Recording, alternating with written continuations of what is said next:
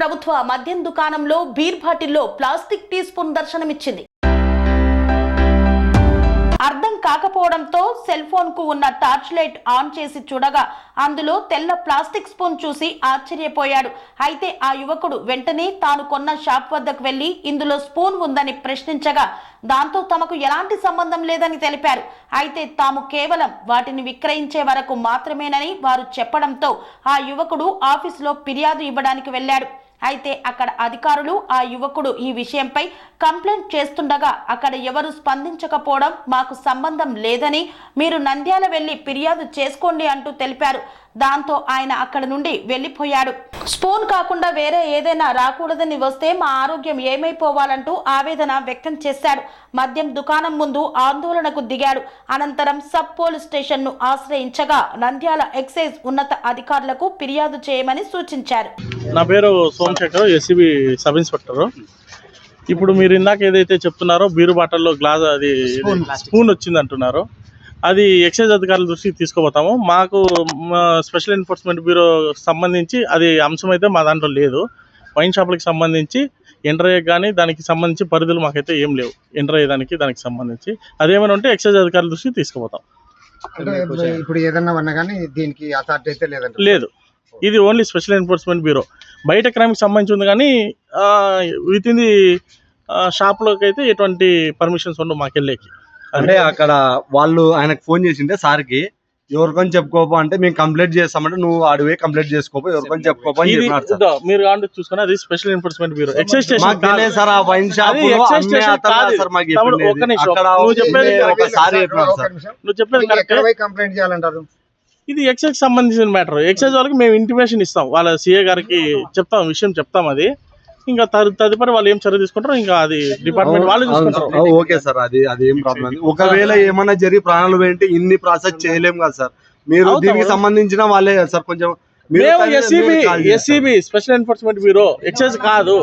ఇది మీకు సంబంధం లేదు సార్. సంబంధం లేదు. వాళ్ళు చెప్పారు సార్. ఎక్సైజ్ స్టేషన్ పోయి కంప్లైంట్ చేయాలంటే వాళ్ళు ఎక్కడ పోయి కంప్లైంట్ చేయాలి? ఎక్సైజ్ స్టేషన్ ఎక్కడ? హెడ్ ఆఫీస్ వచ్చి నంద్యాల ఉంది. ఇక్కడ స్టేషన్ లేదు. డోన్ లో ఎక్సైజ్ స్టేషన్ లేదు.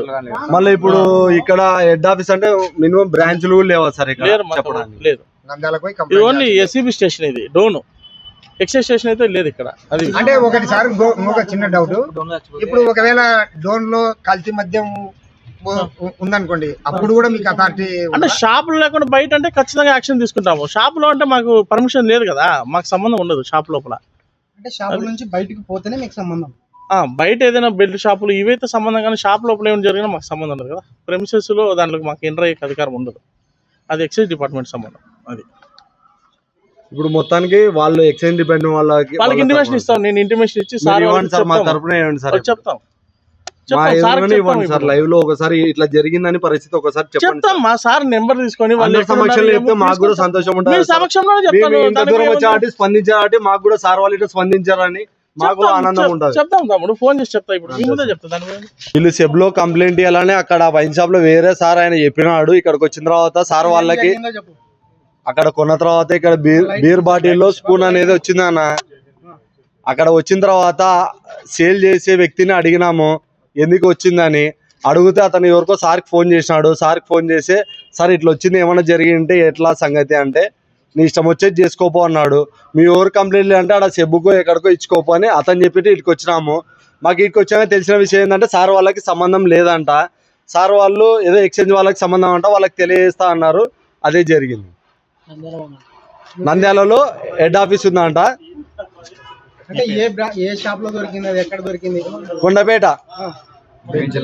కొండపేట బేతంచెర్ల సర్కిల్ వైన్స్ అక్కడ తీసుకున్నాము. మార్నింగ్ తర్వాత మళ్ళీ మార్నింగ్ ఒక బీర్ తీసుకున్నాను. తర్వాత ఇంకోటి తీసుకోవడానికి వెళ్తే ఇట్లా వచ్చింది, స్పూన్ వచ్చింది. ఇది ఇప్పుడు కూడా కాదు, మ్యానుఫ్యాక్చర్ కూడా ఇది ఎలక్షన్ కంటే బిఫోర్ది. ఇక్కడ కాదంట, ఇక్కడ తెలియక ఇక్కడికి వచ్చాము. ఇక్కడ ఇవ్వకూడదంట. సార్ వాళ్ళకి తెలియజేస్తా అని చెప్పినారు. వాళ్ళు తెలియజేస్తే సంతోషం మాకు. ఇక్కడ ఆఫీస్ ఉంటే కూడా బెటర్ కదా. కంప్లీట్ ఇప్పుడు డోన్లో మందు కొని ఇక్కడ చచ్చిపోతే శవాన్ని నంద్యాల తీసుకోవాలి కదా.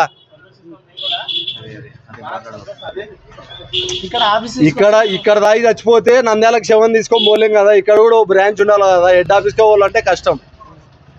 అట్లా హెడ్ ఆఫీస్ ఉన్న దగ్గరనే మైన్స్ పెట్టమను. ఒకవేళ ఇట్లాంటివి ఏమైనా వస్తే అక్కడే చచ్చిపోయి అక్కడే కంప్లైంట్ ఇవ్వచ్చు అనమాట, తొందరగా లేట్ కాకుండా అనమాట. మళ్ళీ ఇటు నుంచి అటు నుంచి బీర్కే 200, మళ్ళీ ట్రావెలింగ్ ఛార్జెస్ ఇవన్నీ అంటే కష్టమైతే కొంచెం.